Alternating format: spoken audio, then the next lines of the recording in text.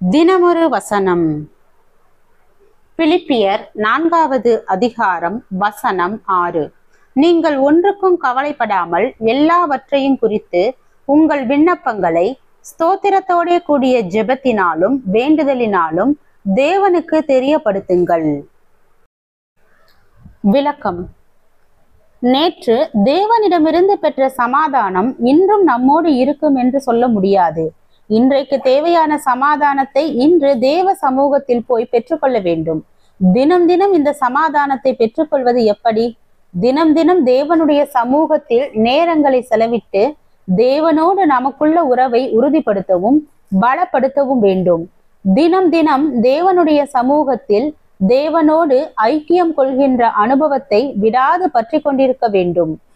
போதுமான அளவிற்கு ஜெபித்தல், வேதம் வாசித்தல், வேதத்தை தியானித்தல், தேவ சமூகத்தில் அனுதினமும் நம்முடைய வாழ்க்கையை ஆராய்ந்து பார்த்தல் ஆகியவற்றில் நாம் உண்மையாக மனதை ஈடுபடுத்தும் போது தேவ சமாதானம் நம்முடைய இதயத்தை நிரப்புவதை உணர முடியும்.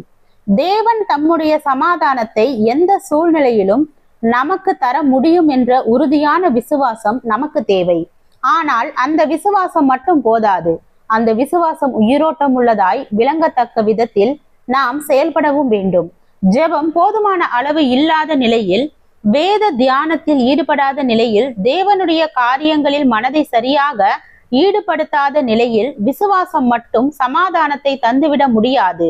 அதுபோலவே பிறருடைய உபவாசங்களும் ஜெபங்களும் கூட நமக்கு தேவையான சமாதானத்தை கொண்டு வர முடியாது.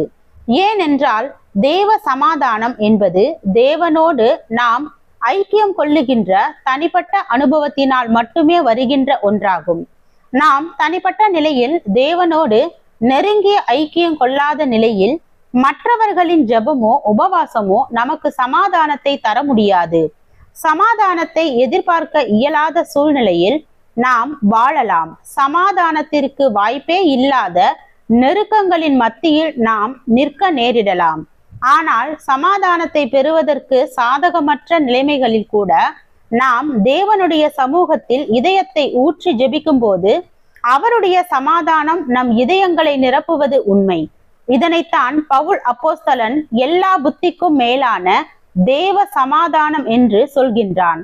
அதாவது நம்முடைய புத்தியாலோ அறிவினாலோ ஞானத்தினாலோ கண்டுபிடிக்கவோ விவரிக்கவோ இயலாத இயற்கைக்கு அப்பாற்பட்ட ஒரு சமாதானம் தான் தேவன் அருளும் சமாதானம். ஆவியில் ஜெபிக்கின்ற மக்கள் அதனை அனுபவத்தில் நன்கு அறிந்து கொள்ள முடியும். அவ்விதமான இயற்கைக்கு அப்பாற்பட்ட சமாதானத்தை தான் இயேசு சிலுவையில் தொங்கும் போதும் அனுபவித்தார். ஜெபம். தேவனுக்கு ஸ்தோத்திரம். தேவனே, நாங்கள் எங்களுடைய வாழ்க்கையில் உன்னோடு ஐக்கியப்பட்டு சமாதானத்தோடு மன மகிழ்ச்சியோடு வாழ கிருபை பாராட்டும். ஆமென்.